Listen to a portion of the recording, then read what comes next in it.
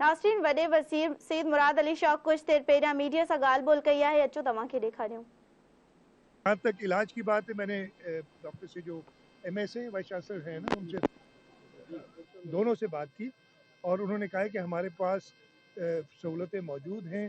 जो even ICU में लोग हैं इस वक्त तक जो आए, हम उनका खुद इलाज यहाँ पे कर सकते हैं।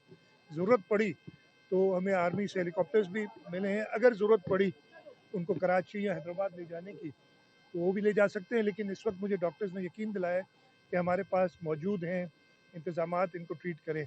दवाइयों के बारे में पूछा, उन्होंने कहा हमारे पास दवाइयाँ पूरी हैं।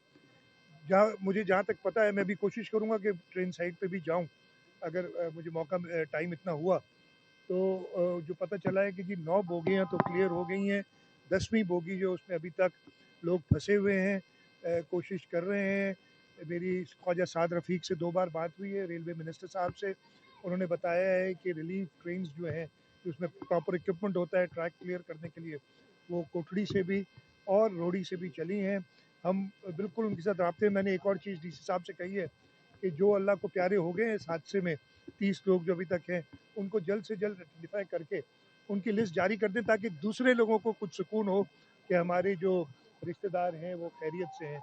इधर मुझे मैं इंजर्ड है उनसे मिला भी और उनकी इलाज के हवाले से तो उनको कोई शिकायत नहीं थी, लेकिन वो सब कह रहे थे कि जी, कोई कह रहा था जी मेरा भाई है, कोई कह रहा था मेरी वाइफ है, कुछ दोस्त हैं, वो पता नहीं कहाँ हैं। तो मैंने इंतज़ामिया से कहा है कि इनको आपस में मिलाएं, जो इंजर्ड हैं उनको जल्द से जल्द अपने घर वालों से बात कराएं, ताकि उनको कुछ तसल्ली हो।